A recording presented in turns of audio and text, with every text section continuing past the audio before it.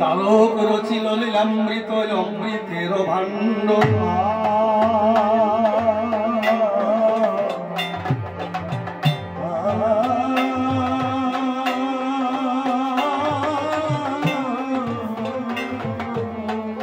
বর্ণনা করিব আমি নিরামন পাগল খণ্ড বালাবংশের বিরামন করেছিল জন্মগ্রহণ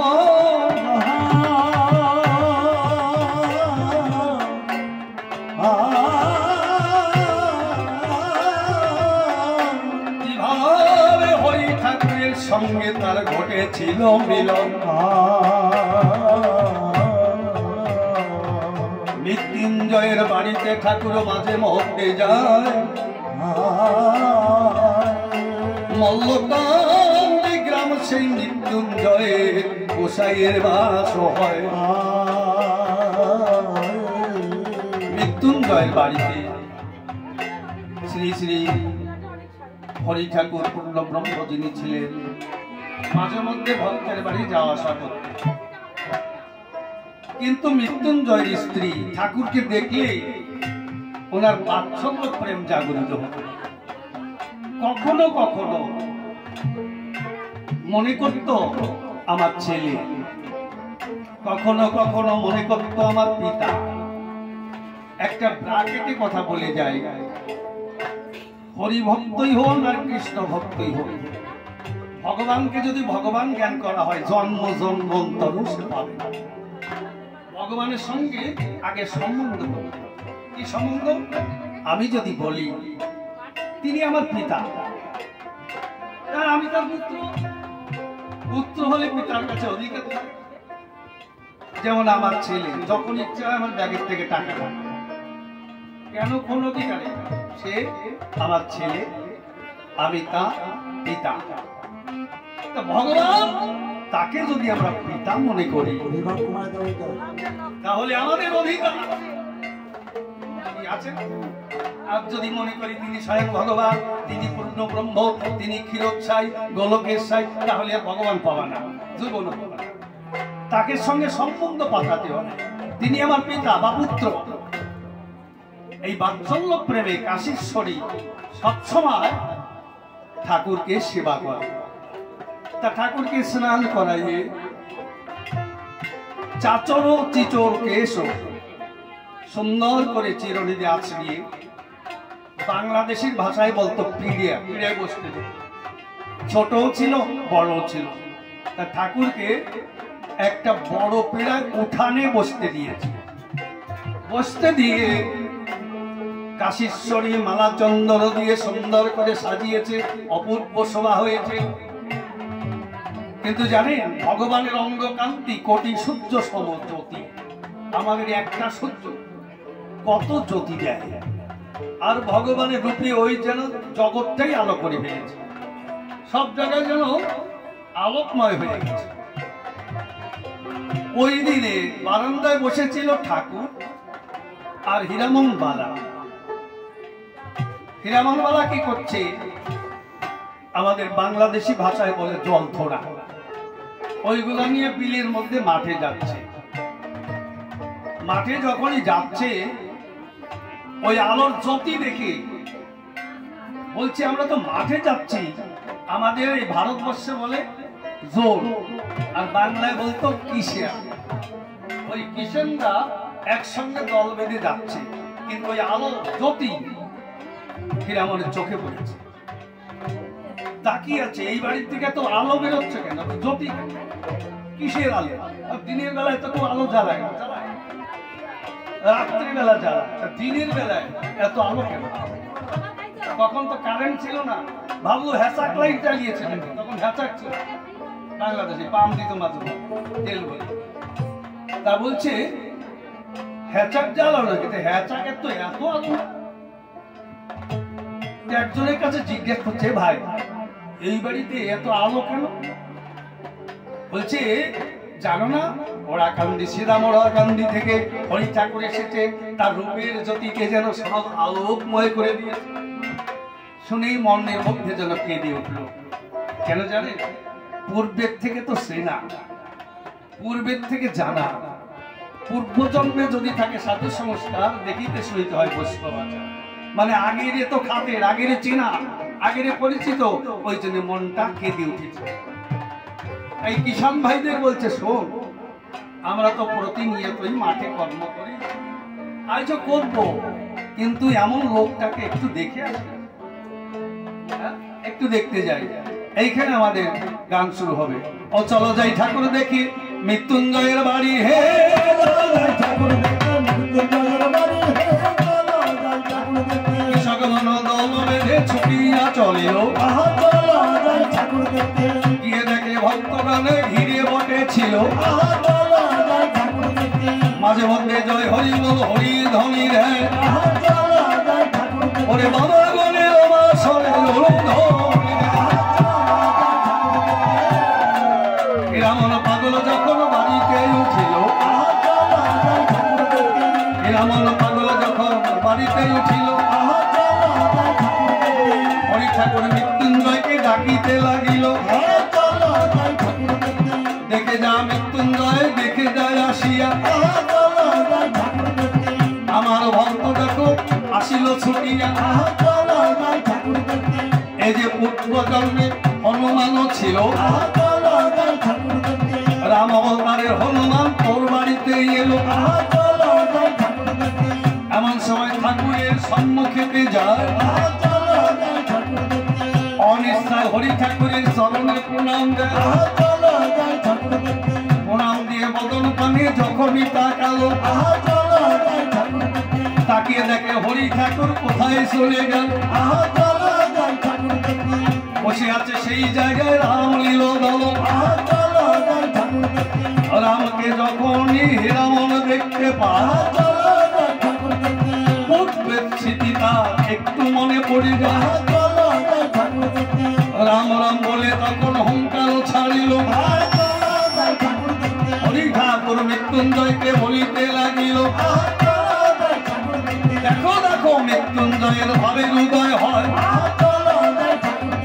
অস্ত শক্তিকে আগের বিপার হয়, একটু পরে পড়ে যাবে হীরামন্ধুদয়। ঠাকুর যখন মৃত্যুঞ্জয়কে আদেশ দিয়া দিল, ছুটে গিয়ে হীরামনকে জড়াইয়ে ধরিল। জ্ঞান হারিয়ে হীরামন দোলায় পড়ে রয়, কিছু সময় পরে আবার জ্ঞান ফিরে যায়। জ্ঞান ফিরে তাকায় আবার হরিকে দেখতে পায়। একটু আগে রামুর আমি করলাম দর্শন, কোথায় গেল আমার রাম রাজীব লোচন। এমন সময় হরি ঠাকুর কোলে তুলে নিল, রামনের মুখ বন্ধ করে দিল। এই জায়গায় তুই ছাড়া আর কেউ তো দেখে না, আমি সেই অযোধ্যা রাম গোলকের গোসাই। ত্রেতা যুগে ছিলাম আমি রাম ভগবান, এবার হরিরূপে দিলাম দর্শন। পূর্বের কথা কি তোর সব ভুল হয়ে যায়, একটুখানি মনে করে দেখ না এসব। এক বিষ্ণু চতুরংশে যান রাম জন্মেছিল, পিতৃ সত্য পালনার্থে বনবাসে গেল। মনের মধ্যে গিয়ে তোর সঙ্গে দেখা হল, সীতা উদ্ধার করতে পাঠানো হলাম ভালো। হনুমানকে পূর্ব স্মৃতি ঠাকুর জাগাচ্ছে, মানে যখন রাম দেখে তখন হীরামনের আনন্দ হয়, যেই হরি দেখে সেই মনটা ভালো লাগে না। মানে ও তো পূর্বজন্মে হনুমান ছিল, হরিকে প্রথম মেনে নিতে পারছে না, ওই রামরূপীও ভালো লাগছে। এইবার ঠাকুর জাগাচ্ছে পূর্ব স্মৃতি, যে আমি রাম ছিলাম, আমি যে রাম ছিলাম তার প্রমাণ তো দিতে হবে।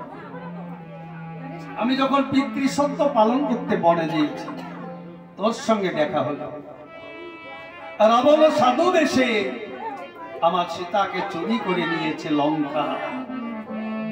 আর সীতা প্রতিজ্ঞা করেছে, আমার কেশ ধরে আকর্ষণ করে রাবণ চুরি করে নিয়েছে, তো যতদিন আমার স্বামী তোমার সমংশে নিধন না করবে ততদিন আমার কেশ কোনোদিন বন্ধন করব না।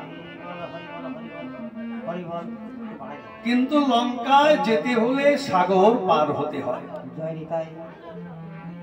সাগর পার হতে হয়। আমি আগেই বলেছিলাম রামায়ণ আছে, হরিকথাও আছে। এইবার রামায়ণের মধ্যে একটুখানি যাচ্ছে। এইবার 100 যোজন সাগর পার হতে হয়। তা রামের দলে যত সৈন্যগণ ছিল সবাইকে জিজ্ঞাসা করেছে তোমরা কে কতটুকু যেতে পারো। অঙ্গদ বলছে আমি 40 পারি, জাম্বুবান বলেছে আমি 50 যোজন যেতে পারি, একমাত্র সুগ্রীব বলছে আমি 95 যোজন যেতে পারি।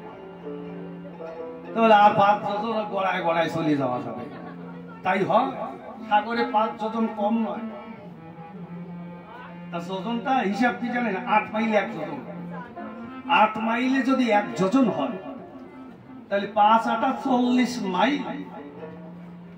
এতটা সম্ভব? ঘুরে যাওয়া সম্ভব নয়। তা সুগ্রীব বলছে একজন পারে, অসম্ভব সম্ভব করতে পারে। কে? হনুমান। হনুমানের যে শক্তি, এই শক্তি দেবদেবী সবার চেয়ে বেশি। কারণ 33 কোটি দেবদেবী সবাই ওকে আশীর্বাদ দিয়ে শক্তি দান করেছে। কিন্তু হনুমান আবার এক যজ্ঞে উপস্থিত হয়ে যজ্ঞের ফল যজ্ঞ হওয়ার আগেই খেয়ে নিয়েছিল। তখন মুনি দিয়েছিল অভিশাপ, তোমার যে এত শক্তি তুমি ভুলে যাবে, তবে প্রয়োজনে যদি কোনো সৎ কাজে লাগে সেই সময় তোমার শক্তি জাগরিত, অসৎ কাজে জাগবে। দেখেছি? অসৎ কাজে জাগবে না, সৎ কাজে জাগরিত হবে। তাই হনুমান তো সৎ কাজে যাবে কেন? মা সে তার সন্ধানে। তাই রামচন্দ্র হনুমানকে বলছে যাও বাবা, তুমি যাও সাগর ওপারে, সাগর পারে গিয়ে আমার সীতার সন্ধান করে এসো। হনুমানের শক্তি জাগরিত হচ্ছে। ওই যে সৎ কাজ, ওর মনে হচ্ছে 100 জন কেন, আমি লাভ দিয়ে 200 জন যেতে পারি, এরকম শক্তি জাগরিত হয়েছে। এমন সময় হনুমান বলছে আমি তো যাবো, মা সীতা তো আমায় কোনোদিন দেখেনি, আমায় চিনবে কি? তখন রামচন্দ্রের হাতে একটা অঙ্গুরি ছিল। এই অঙ্গুরিকে বিয়ের দিন পেয়েছে, বিবাহ যৌতুক যাকে বলে, জনক রাজা দিয়েছিল। সেইটা খুলে হনুমানের হাতে দিল। হনুমান বলছে এতেও যদি সীতা বিশ্বাস না করে, বিশ্বাস না করার একটাই কারণ, ওই যে রাবণ সাধু বেশে, সন্ন্যাসী বেশে সীতাকে চুরি করেছে, এই জন্য যাকে দেখবে তাকেই অবিশ্বাস করে। হ্যাঁ, সাধুর মধ্যে বন্ডামি, অবিশ্বাস জন্মে গেছে। তা কি করলো? একটা গোপন কথা হনুমানের কানে কানে বলে দিল। কি বললো? যদি এতেও সীতা বিশ্বাস না করে, তুমি শুধু বলবে জয়ন্ত কাক। এই জয়ন্ত কাকটা বললেই এই কথাটা সীতা আর আমি ছাড়া দ্বিতীয় পৃথিবীতে কেউ জানে না। জয়ন্ত কাক বললেই বিশ্বাস করবে। তা হনুমান রামচরণে প্রণাম করে সাগর পার হতে যখনই যায়, সিংহা রাক্ষসী হনুমানকে পরীক্ষা করতে বলে গ্রাস করে নেয়। সিংহা রাক্ষসী গ্রাস করেছে, কিন্তু সিংহা রাক্ষসী যখনই গ্রাস করে, হনুমান যোগ সাধনা জানত। এই যোগ সাধনা জানলে কি কি পারে? অষ্টাঙ্গ যোগ সাধনা। কি কি পারে শোনেন। প্রথম পারে জলের পথে হাঁটতে। কি মতুর বাজার আছে, এই হীরামণি জলের পথে হাঁটত, বিচরণ পাগল হাঁটত, গোলক হাঁটত। কোন সাধনার বলে? এই অষ্টাঙ্গ যোগ সাধনার বলে। তাহলে জলের পথে হাঁটা একটা। আর একটা কি? অনিমা লঘিমা। তো অনিমা বলতে কি এই দেহটাকে অণু হতে পরমাণু করা যায়, যোগ বলে। লঘিমা বলতে বৃহৎ করা যায়। আর একটা আছে, অষ্টাঙ্গ যোগের 4টে বললাম। আর একটা কি? দেখবে এই লোকের মধ্যে বসে আছে, দেখছেন এই যে বসা, চোখের নিমিষে হারিয়ে যাবে, খুঁজেই পাবে। আর একটা কি? যে কোনো লোকের রূপ ধরতে পারে। ধরেন আমার রূপ ধরে সে গান আরম্ভ করবে। এবার সেই যোগ সাধনা যেমন এদিকে হীরামন জানত, এরা কয়েকজন জানতো, হনুমানও জানতো। সেই সাধন বলে যখন গ্রাস করেছে সিংহিকা, হনুমান কি করেছে? টিপিক্যাল রেখার রূপ ধরে নাক দিয়ে বেরিয়ে গেছে। কি করে যোগ বলে দেহকে ছোট করে নাক দিয়ে বেরিয়ে গেছে, কান দিয়ে বেরিয়ে আর ধরতে পারেনি।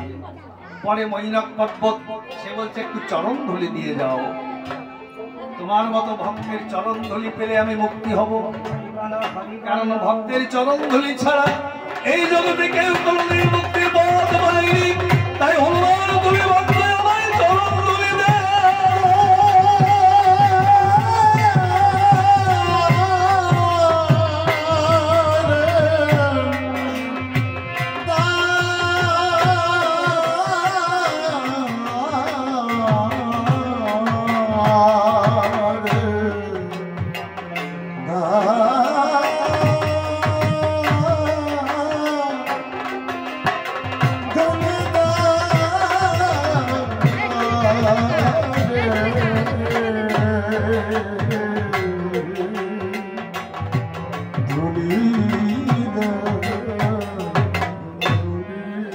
আমাদের জীবনে সহজ একটা পথ, সব মানুষের তো সাধন ভজন করতে পারে না, পারে কি?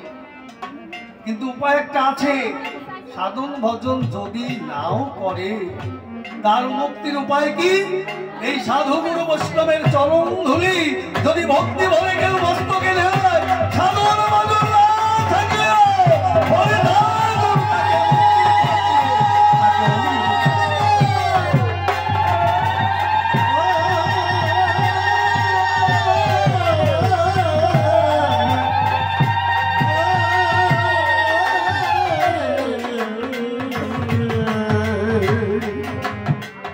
लगना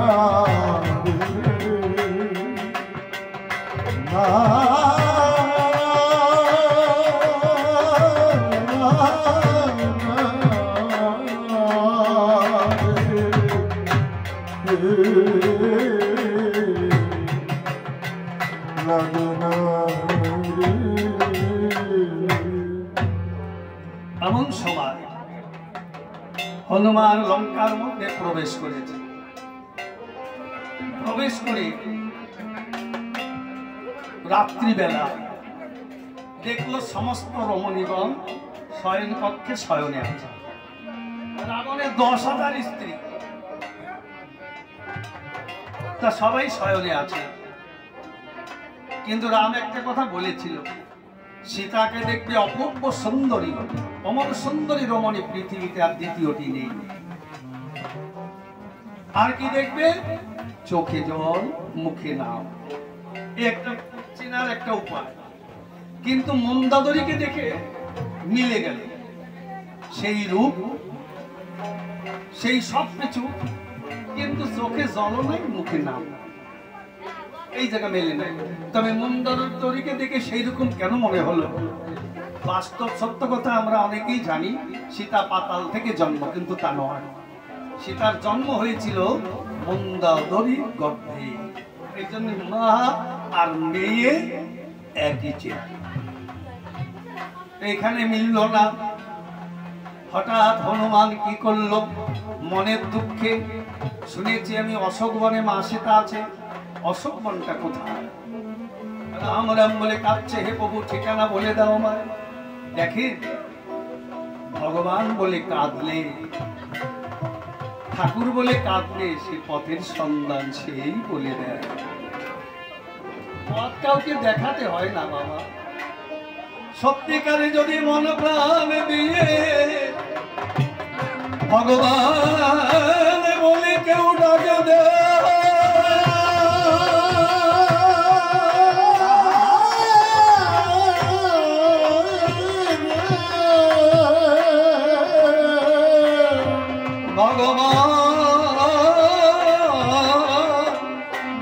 ভগবান তার সন্ধান বলে দেয়।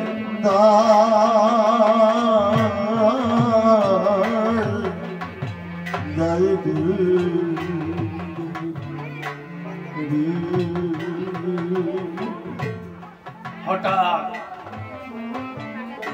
দেখলো একটা রমণী সেই রাত্রিবেলা কোন দিকে যাচ্ছে। হনুমান চুপি চুপি ওই রমণীর পিছনে পিছনে গেল। কিন্তু সে আর কেউ নয়, বিভীষণের স্ত্রী শর্মা। 3খানা আম এই নিয়ে গোপনে সীতাকে দিচ্ছে, তুমি খেও। আর দূর থেকে হনুমান দেখলো ওই রমণীকা 3টে আম দিয়ে চলে গেল। এইবার হনুমান গিয়ে জয় রাম জয় রাম বলে মা সীতার চরণে প্রণাম করেছে। মা সীতা বলছে, দূর হও। বলছে, আমাকে দূর করো না মা, আমি তোমার সন্তান। কিন্তু এমন সুরে মা বলে ডেকেছে, কিছুটা মা সীতার মন গলে গেছে। এর দুটো কারণ।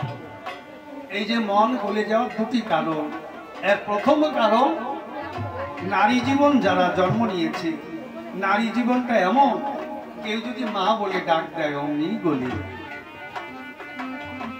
হনুমানের মুখে মধুর স্বরে মা ডাকে স্বরে মা সীতা বলছে, কে তুমি?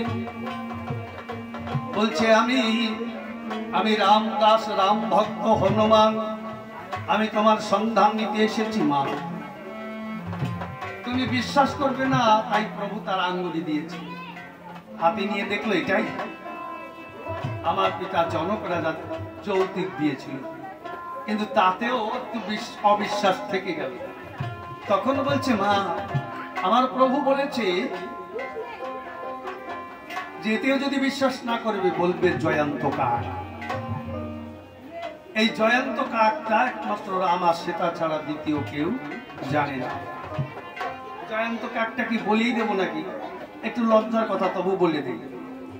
ঘটনা হচ্ছে, একদিন মা স্নান করতে গিয়ে যখন বসন পরিবর্তন করে, এক পাশে বসন ছড়ে গিয়ে স্তনটা বেরিয়ে গেছে। আর ওই কাকে মনে করেছে এত সুন্দর স্তন, এটা মনে ফল মনে করে এসে ঠোক মেরেছে।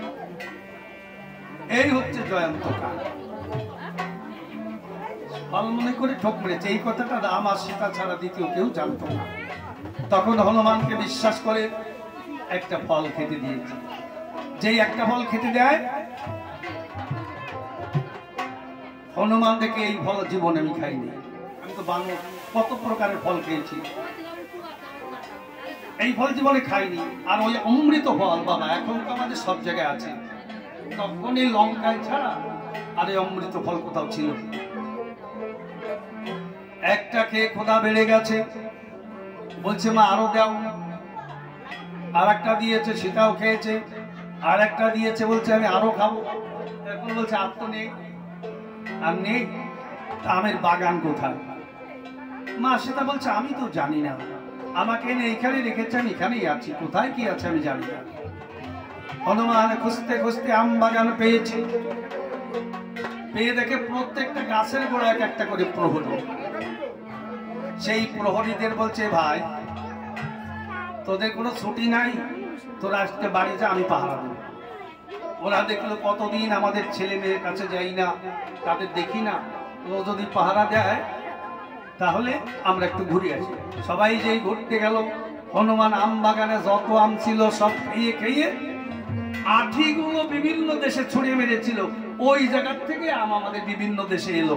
তখন আর ওই লঙ্কায় ছাড়া আম ছিল না, ওই আঠিগুলো ফেলে দিল, তার থেকে বিভিন্ন দেশে আম গাছ সৃষ্টি হলো।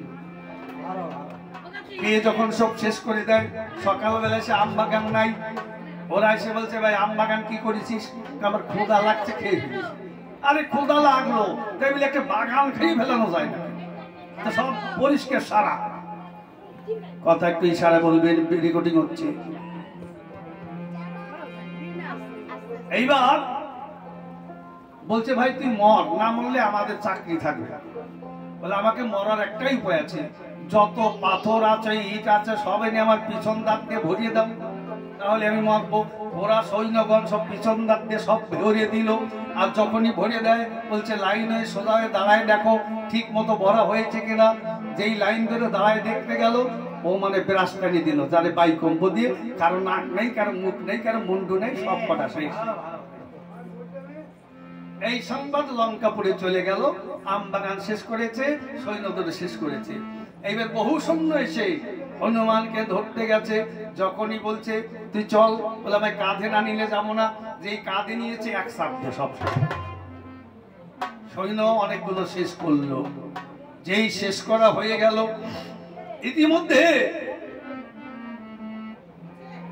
ইতিমধ্যে কি করলো, রাবণ রাজা ইন্দ্রজিৎকে পাঠিয়ে দিল, যাও ওই বানরটাকে বন্দী করে নিয়ে এসো। ইন্দ্রজিৎ যুদ্ধে আর পারে না। হনুমান দেখলে এভাবে কাজ হবে না, আমার বন্দী হতে হবে, আমি রাবণের কাছে যাব। রাবণের কাছে যেই গেল, রাবণ বলল তুমি কে? আমি রামের দূত। তুমি সীতাকে চুরি করে এনেছো। যেই দূত বলছে অমনি হনুমানকে মারতে গেছে। বিভীষণ বলছে যে দূত তাকে কোনোদিন মারা উচিত নয়। কি বলে? বলে আমি সীতার সন্ধান নিতে এসেছি, আর সন্ধান যখন পেয়েছি তোমার আর সময় ঘনিয়ে এসেছে, তোমার মরতে হবে। কিন্তু কোনো প্রকারে হনুমানকে মারতে পারেনি। তখন হনুমান বলছে একটা উপায়, আমি মরবো, আমার লেজে যদি আগুন ধরাইয়ে দেয়। এখন সমস্ত রমণীদের শাড়ি খড়ি হনুমানের লেজে অগ্নি ধরাইয়ে দেয়, আর হনুমান এ ঘরে ঘরে লাফায় লাফাইয়ে সমস্ত রাজ্যটাকে পোড়াইয়ে দেয়। এই সব কথা হরি ঠাকুর হীরামনকে বলছে, আর শিহরণ জাগরিত হচ্ছে, সব যেন মনে পড়ে যাচ্ছে, সব মনে পড়ে যাচ্ছে। পুনরায় সব কথা মনে পড়ে গেল, হনুমানের সব কথা মনে পড়ে যায়, সব কথা মনে পড়ে যায়। চলো যাই ঠাকুর দেখি। এমন সময় ঠাকুর তাকে বলিতে লাগিল, চলো ঠাকুর দেখি, এইবার তোমার বাবা গৃহে যাওয়াই ভালো। গৃহের কথা যখন হরি ঠাকুর কয়, হীরামনে গৃহে যেতে ইচ্ছা নাহি রয়, যে একবার সেই রূপখানা দর্শন করতে পারে সে দেখি বলুন কি আর গৃহে যেতে পারে? এখন বলছি ঠাকুর, আমি বুঝেছি তুমি সেই রাম, তুমি সেই কৃষ্ণ, তুমি সেই গৌর, তুমি সেই হরি। এইবার আমার আর রামদূত দেখার প্রয়োজন নেই, আমি এবার পরিষ্কার বুঝেছি তুমি সেই রাম, তুমি হরি হয়ে এসেছো, আমার আর দেখার দরকার নেই। কিন্তু প্রভু গো, তোমার লীলা তো আমার বোঝার সাধ্য নেই। ও কেমনে বুঝিব লীলা, ও হে লীলাময়, কেমনে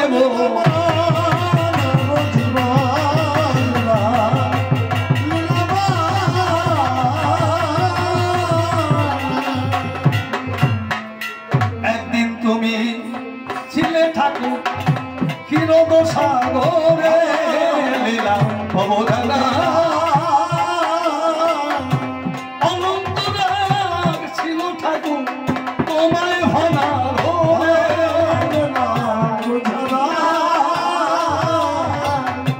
সেই তুমি এলে এবার অনাবর ধারণ করে,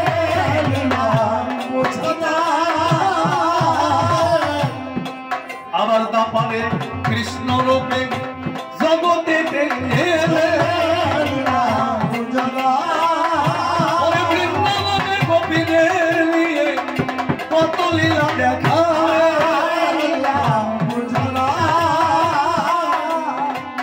আবার নদিয়াতে গৌর হয়ে নাম বিলাইয়া দিলে,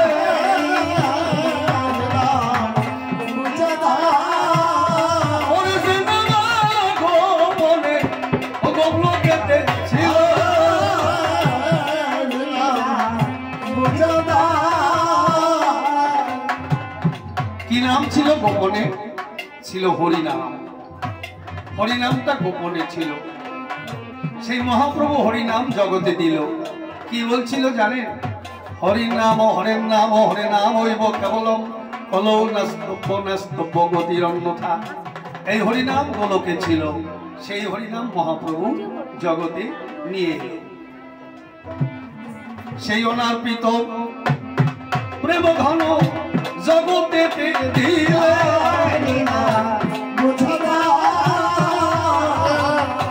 ওরে মহাপাপী কলির যুগে উদ্ধারিয়া দিলে। এবার তুমি হরিরূপে অবিল বড়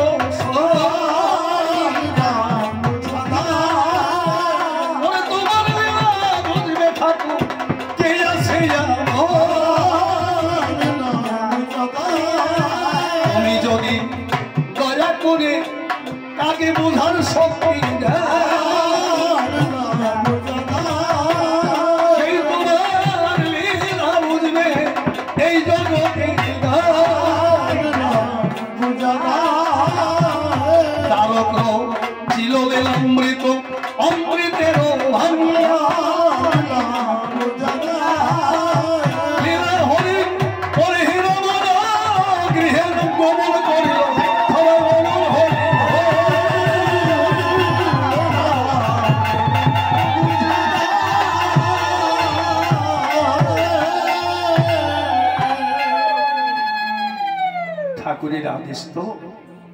হীরামন গৃহে গেল বটে, গৃহে আর তার মন নেই। ওই হরিধ্যান হরিজ্ঞান হরিনাম সার প্রেমেতে মাতোয়ারা মধুর নাম জপ। সব সময় হরি চিন্তা করে, হরি ধ্যান করে, হরি জ্ঞান করে। এখন আগেরকার দিনে প্রতিদিন জন বিক্রি করতে যে তারা এসে বলছে, ভাই তুই আমাদের সঙ্গে কাজে যাবি না? কথা বলে না, শুধু দেখে চোখে জল, কথা বলে না। নিত্য নিত্য একটা কাজ একসঙ্গে করলে একটা ভালোবাসা জন্মে যায়, বন্ধুর মতো ভাব ভালোবাসা হয়ে যায়, তাই না? তা সে বলছে, এ রে হীরা, তো কি হয়েছে রে, কি হয়েছে? তুই কেন আর কাজে যাস না? কি বলবো ভাই, আমার কাজে আর মন নেই। কেন নেই? কেন নেই? কেন নেই জানিস? ওরে ভুলিতে আর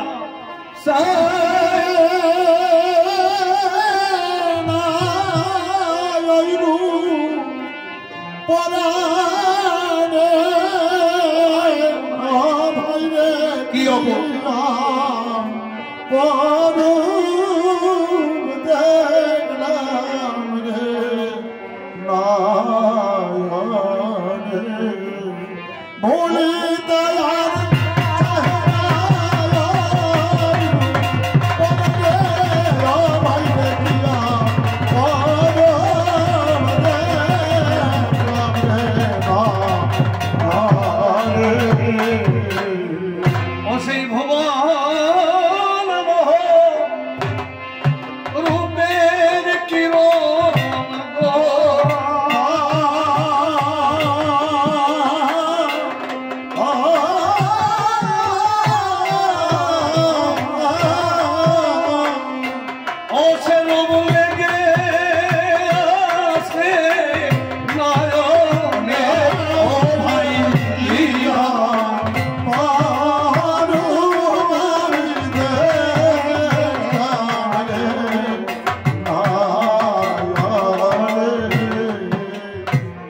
একবার যদি ছেলে কেউ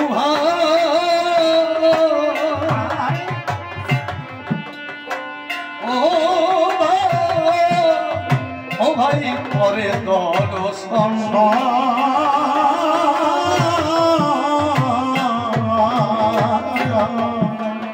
ওরে হোটাল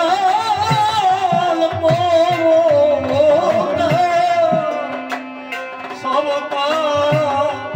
হয় রে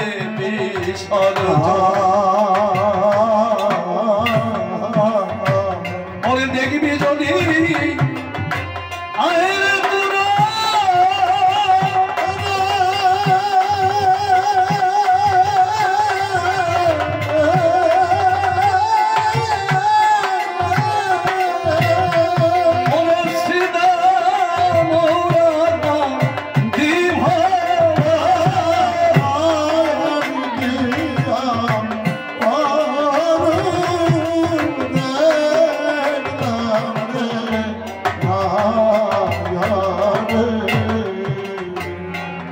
মনে কান্না দেখে ও সবাই কাঁদিতে লাগিল।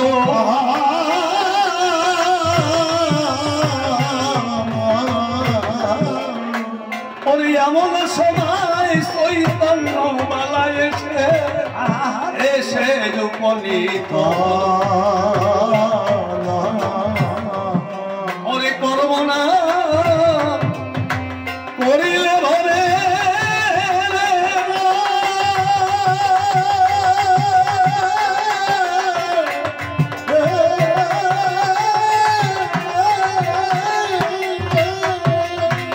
এ সংসারে দেখা দিবে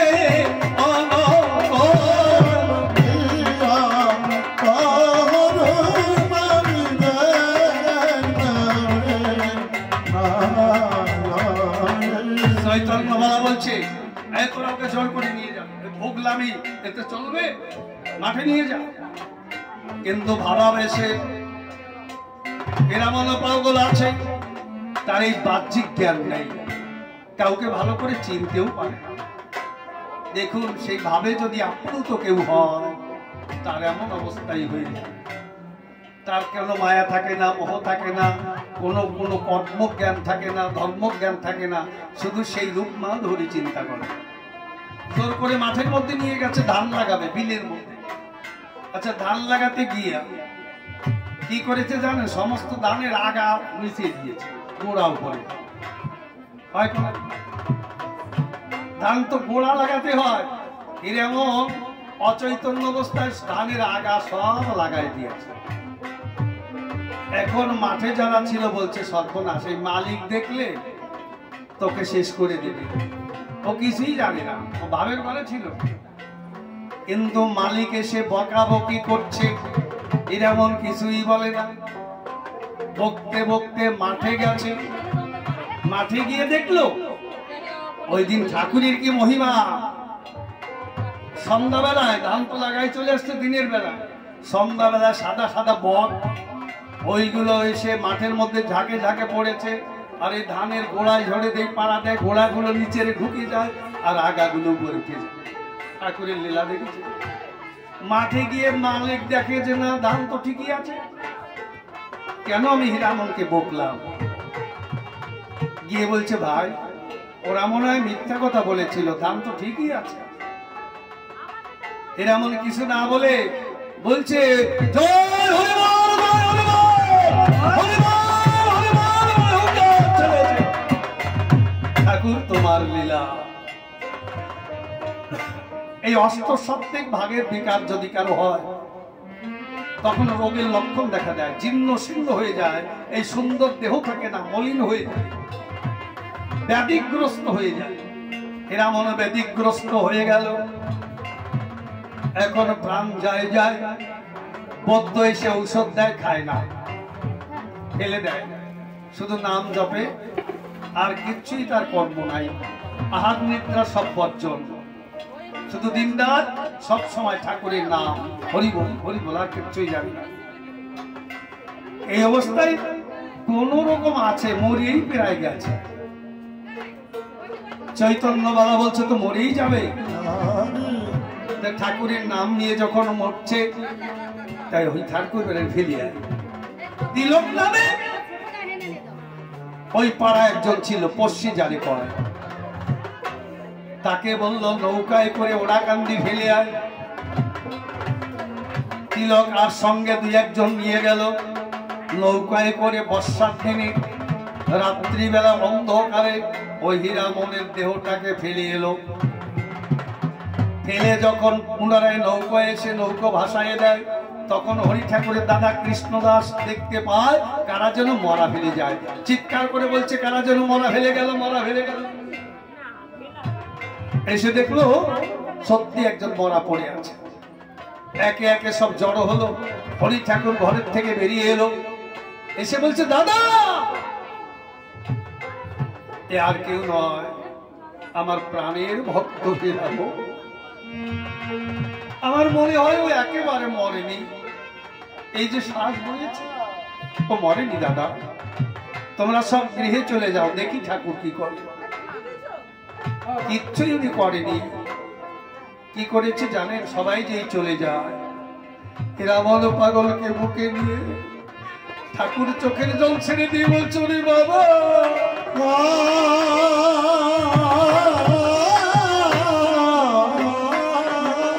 তুই আমার লীলার সহকারী হয়ে এসেছিস, তুই আমায় ফেলে যদি চলে যাবি, আমি কি দিয়ে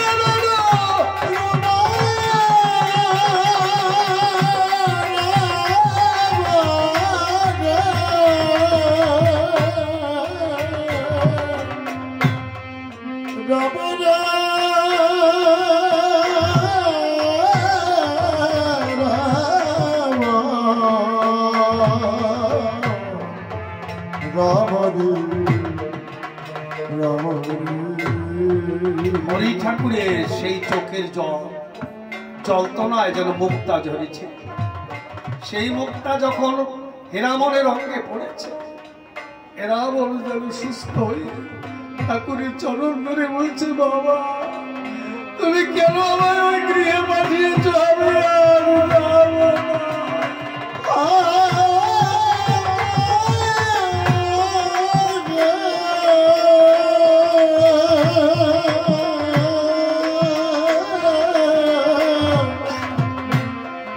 বাবা গো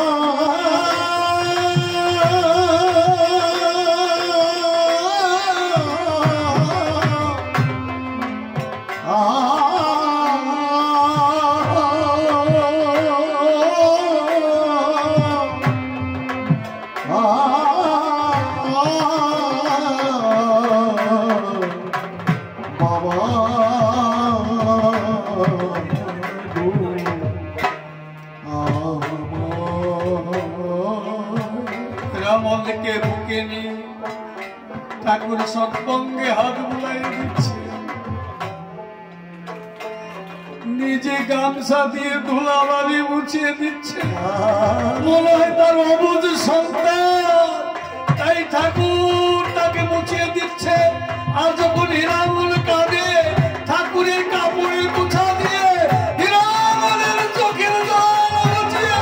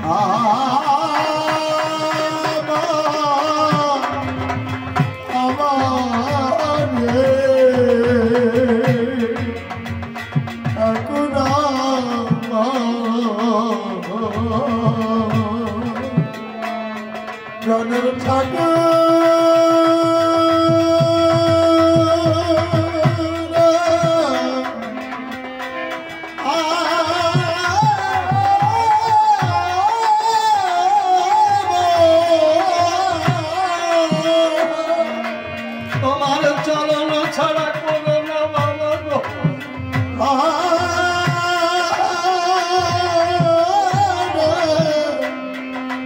ঠাকুরা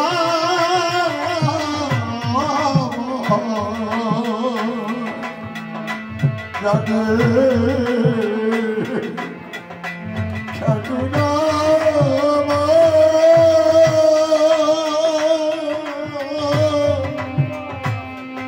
দেখা না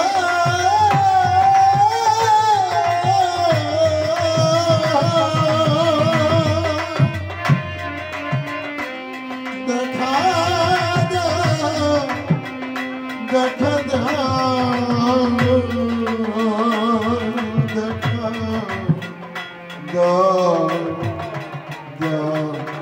দেখা তুমি ছাড়া আমার কেউ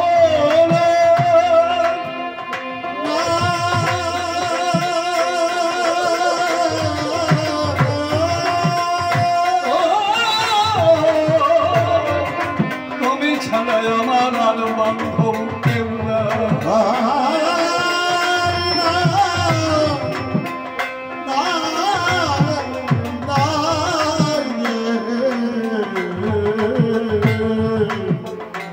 ঠাকুর তুমি ছাড়া আমার আর বান্ধব বান্ধব কেহ না।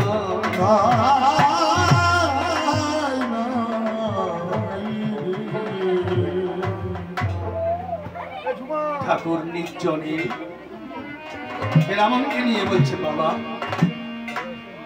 তুই যেখানে থাকবি আমি তোর সঙ্গে আছি বাবা। তবে শোন, এ যুগে আমি তো সংসার ধর্ম দিতে এসেছি।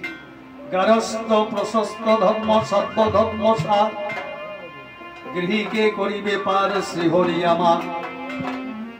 তাই বলছি রামন, আমি তো এবার সংসার ধর্ম দিতে এসেছি। কেন জানি এই সংসারের মতো পবিত্র স্থান আর পৃথিবীতে নাই। কোনো মঠ মন্দির নাই, কোনো আশ্রম নাই, একমাত্র সংসার পবিত্র। কেন পবিত্র? এই সংসারে মহাপুরুষ জন্ম নেয়, এই সংসারে ভগবান জন্ম নেয়। এই সংসারে সাধুগুরু বৈষ্ণব জন্ম নেয়, কোন মঠ মন্দিরে কোন তীর্থস্থানে কেউ জন্মায় না। তাহলে এটাই পবিত্র স্থান যদি না হবে তাহলে কেন আসবে? তবে এর মধ্যে এই সংসারটা পবিত্র স্থান বটে, আমার আচরণে ব্যবহারে অপবিত্র হয়, কিন্তু আমি এই যুগে সেই সংসার যাতে সুন্দর হয় তাই আমি দিতে এসেছি। হাতে কাম মুখে নাম সদা সত্য কবে, পরনারী পরপতি কবু না স্পর্শিবে, তুমি না ডাকিলে হরি তোমাকে ডাকিবে। এমন বুঝে নিল ঠাকুর আমাকে সংসারে ফিরে যেতে বলছে। ঠাকুর বলল, বাবা এই জগতে জন্ম নেবার পরে কিছু কিছু ঋণ আছে, দেবঋণ, পিতৃঋণ, মাতৃঋণ, ভাতৃঋণ, স্ত্রীঋণ, কতগুলো ঋণ হয়। স্ত্রীর মুক্তি কবে হয়? যেদিন তার গর্ভে একটা সন্তান জন্ম হয়। তাই বাবা এরাম তুই সংসারে যাবি, একটা সন্তান জন্ম দিবি, তবেই তোর স্ত্রীর মুক্তি হয়ে যাবে। জয় হরিবল হরিবল বলে হেরামন নদী জলেতে ঝাঁপ দিল, সুস্থ হয়ে হেরামন পাগল বাড়িতে উঠিল। চৈতন্য বেলা এসে ডাক দিয়া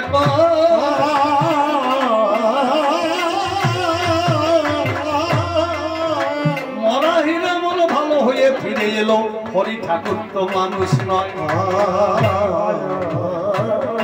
শুনিয়েছি নলিয়া জামালপুরে হরি ঠাকুর অবতার হয়, তার সে মহাশক্তিধর হরি ঠাকুরে ওরা কান্দি উদয় হয়। কিছুদিন হীরামন সংসারও করিল, হীরামনের স্ত্রীর গর্ভে একটা সন্তান জন্ম হলো। প্রতিদিন গভীর রাত্রে হলো হীরামন শ্মশানে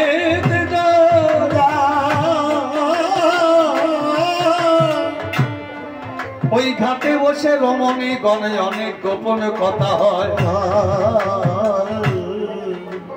হীরামন পাগলের স্ত্রী বলছে, জানিস আমার একটা ছোট্ট ছেলে হয়েছে, কিন্তু আমার স্বামী যে রাত হয় অমনি কোথায় যেন যায় আর ফেরে না। উনি কি আমাকে ছাড়া কাউকে মম দিয়েছে নাকি? কেউ কেউ বলছে উনি তো সে ধরনের না, উনি তো ওরাকান্দি গিয়ে সেই ভাবপ্রেমে মেতে গেছে, উনি দুশ্চরিত্র না। তা কোথায় যায়? তা কোথায় যায় সেটা আমরা কি করে জানি? তোর স্বামী কোথায় যায় সেটা তুই দেখবি।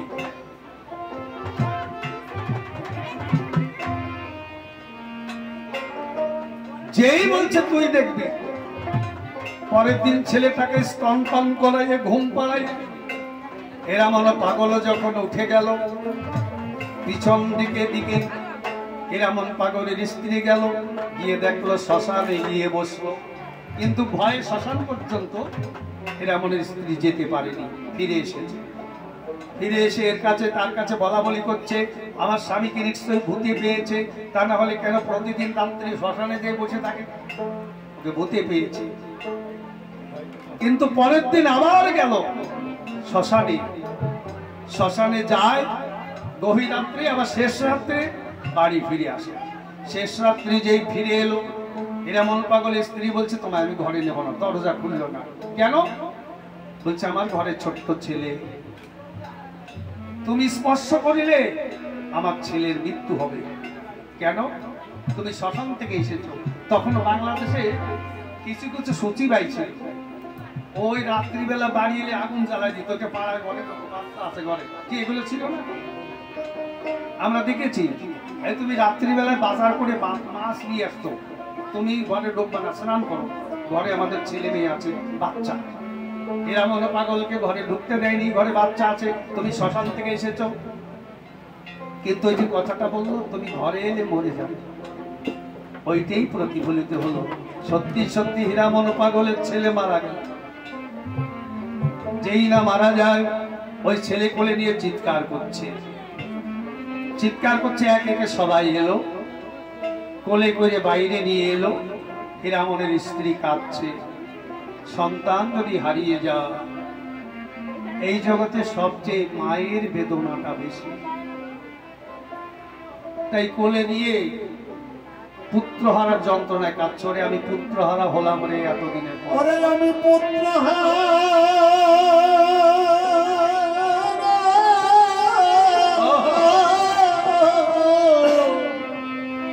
আমি হলাম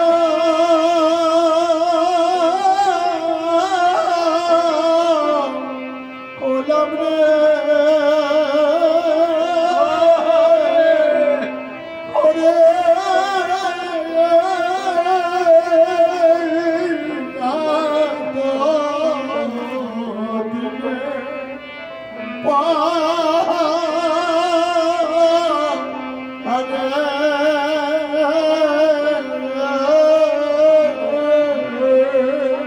ওরে আমি আর কি ভিড়ে আমার পুত্র করে রে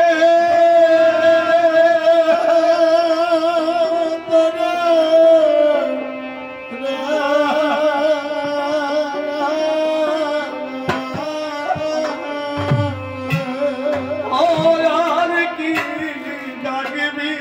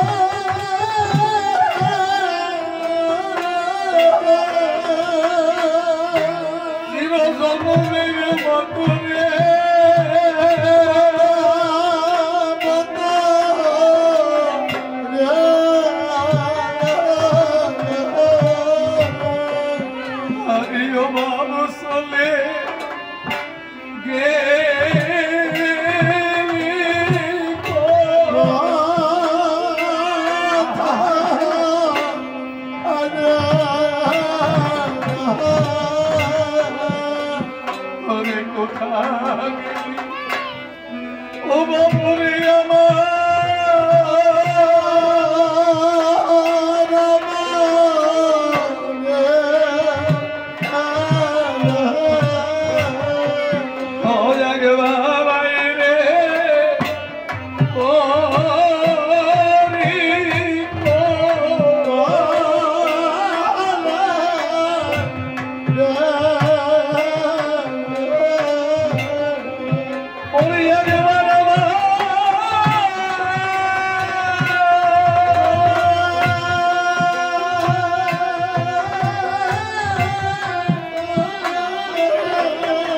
প্রাণের পুত্র রে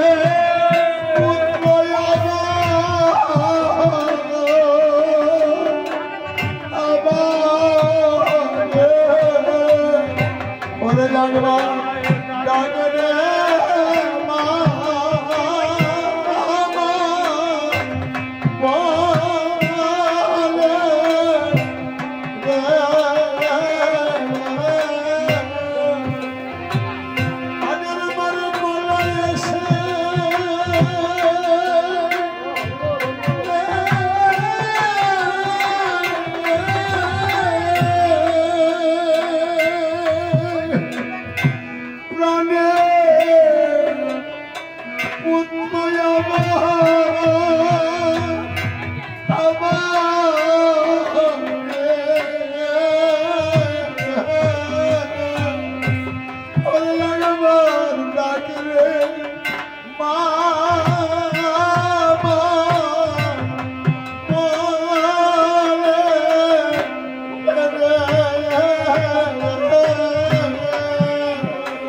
ওরে মামা বলে ও ডাকে রে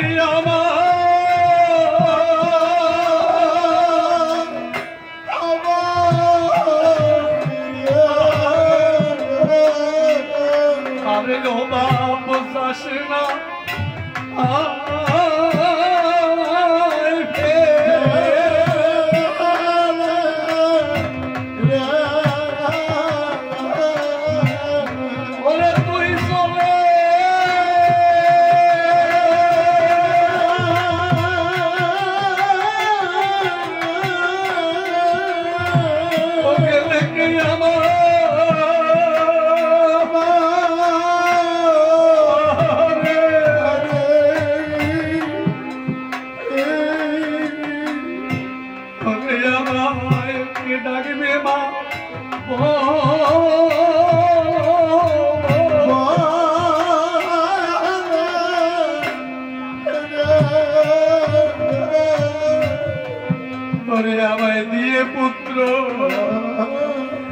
আমার কেন বাবি দিলে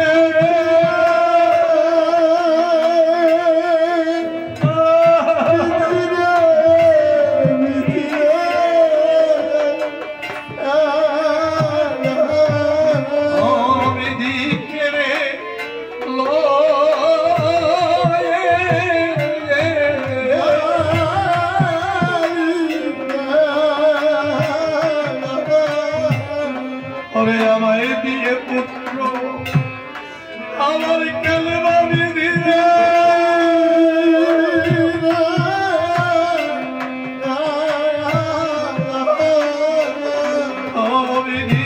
কেড়ে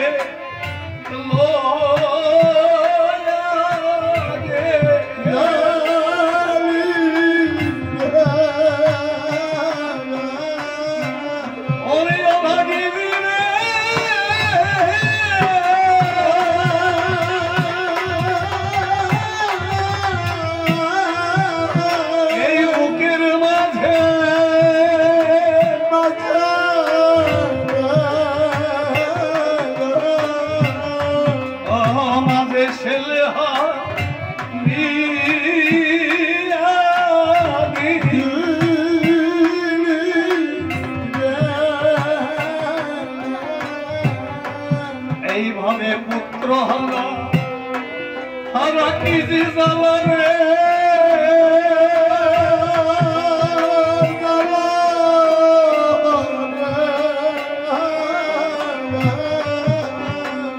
ওরে এইভাবে মাঝে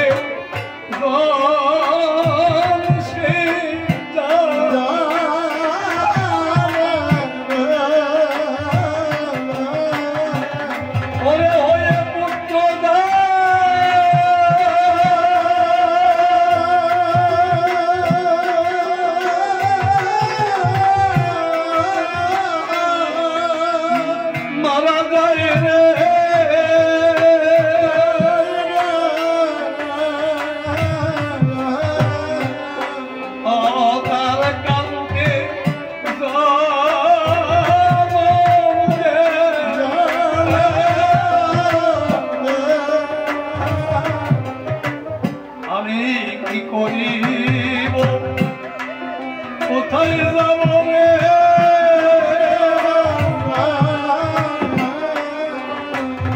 ওরে আমি বলবা পথে যাব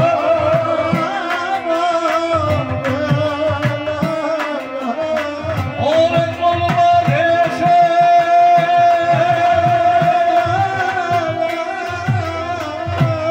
ওগিয়ে আমি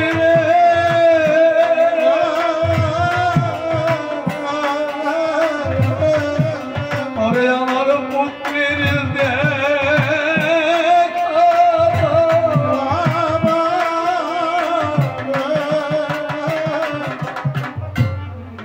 হে বিধি আমায় নারী করে কেন পাঠিয়েছ?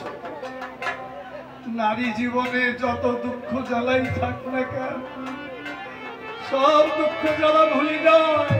সন্তান যখন মা বলে ডাকবে আমার নারী জন্মটাই বুঝি বিফলে গেল। যদি কোনো নারী মা হতে না পারে সে জানে আমি একজন অভাগিনী। তার সে অভাগিনী নারী কে জানো? মা হয়েও পাবে মায়ের সম্মুখে।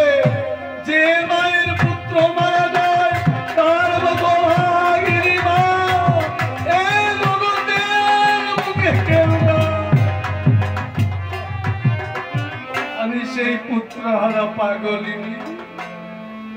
আপনার সান্ত্বনা দিচ্ছে, তোমরা আমায় যতই সান্ত্বনা দাও আমি জন্মের মতো মা ডাক শোনা থেকে তো বঞ্চিত হলাম।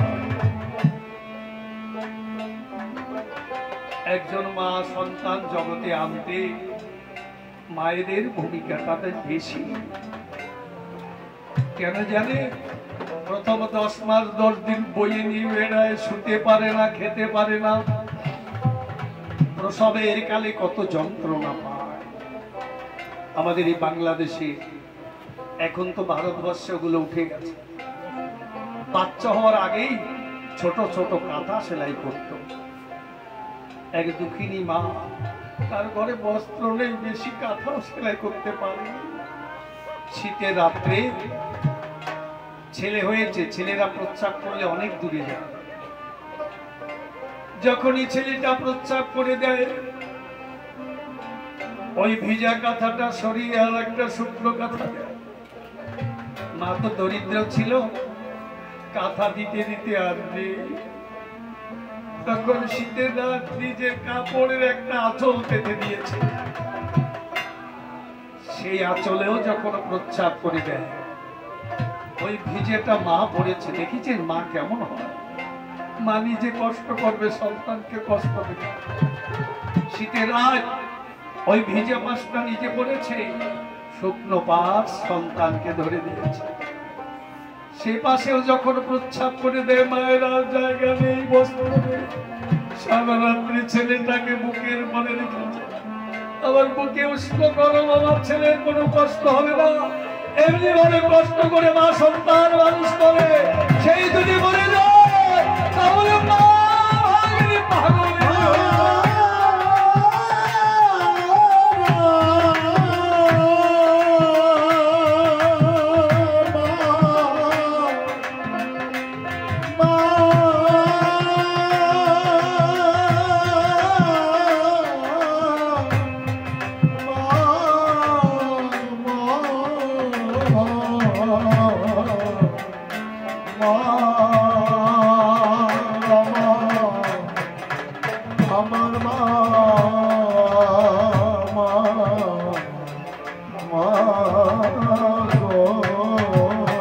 মায়ের মতো আপনার জগতে কেউ নাই,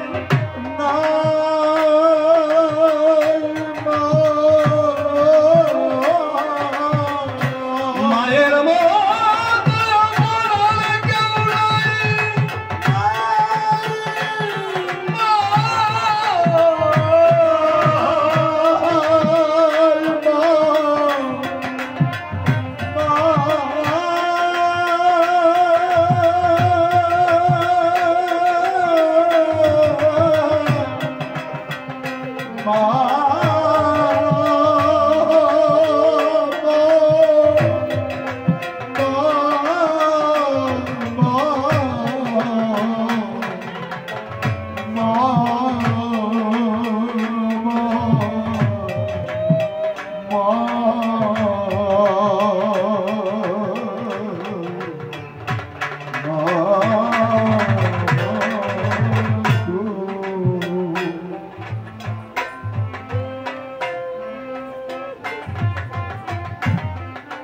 মা কেমন হয়?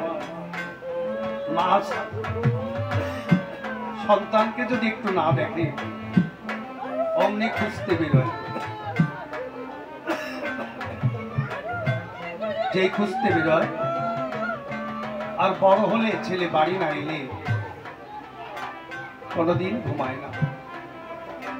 আচ্ছা, আমার হারমোনিয়াম দাদা একটা গান বাজাচ্ছে, আপনার অনুমতি দিলে এই ফাঁকে গানটা গাইয়ে যান। গেইনি গানটা।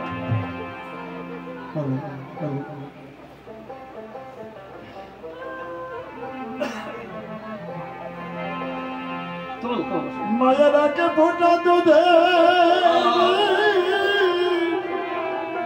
সদাবে মায়েরাকে ফোটা দুধে সদাবে জন্ম জন্মান্তরে করিলে সাধনা দয়াবতী দয়াদিনী মা আমার মা দয়াবতী দয়াদিনী মা দয়াবতী দয়াদিনী মা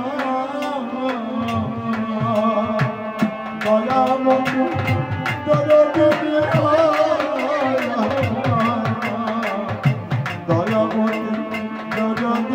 মা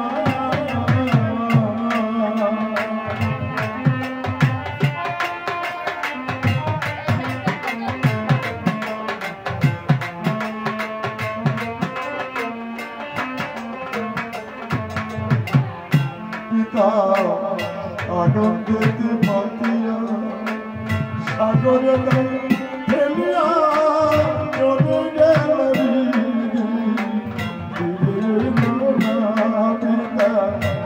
আনন্দেতে মতিয়া সাগরে তাই ফেলিয়া চলে গেল মায়ামা ধরিয়া যথরে কত কষ্ট করে ধরিয়া যথরে কত কষ্ট করে দর্শন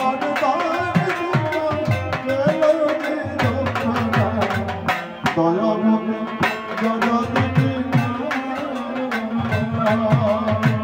দয়ামতি জগতি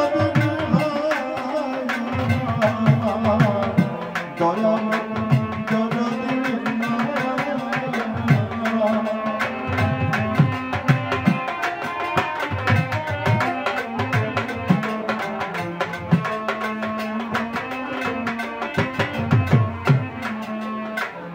সন্তান ভূমিষ্ঠ হলে মাদার কোলে তুলে কষ্টের কথা মনে রাখি সন্তান ভূমিষ্ঠ হলে মাদার কোলে তুলে কষ্টের কথা মনে রাখি না আমার সেই সন্তানের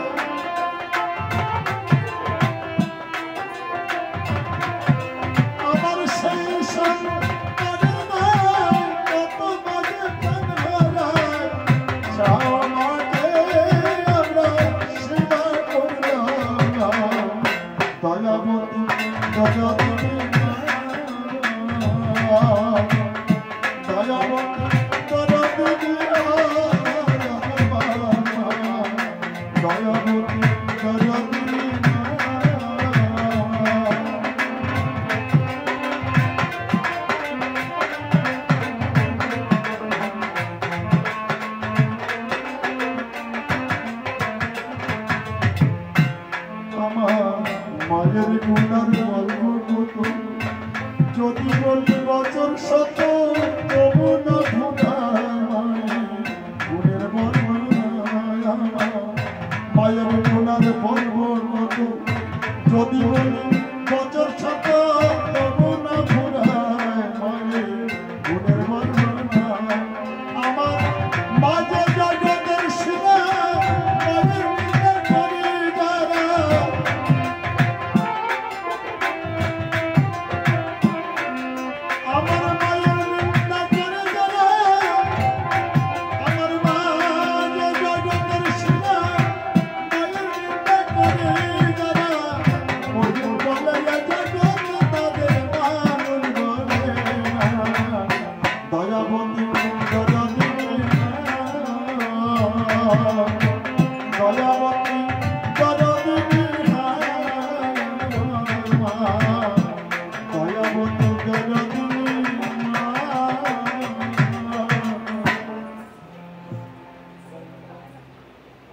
রাবণের স্ত্রীর কান্না দেখে সবাই কাঁদছে, কিন্তু চৈতন্য বালায় সে বিক্রম দিচ্ছে। কি বলে?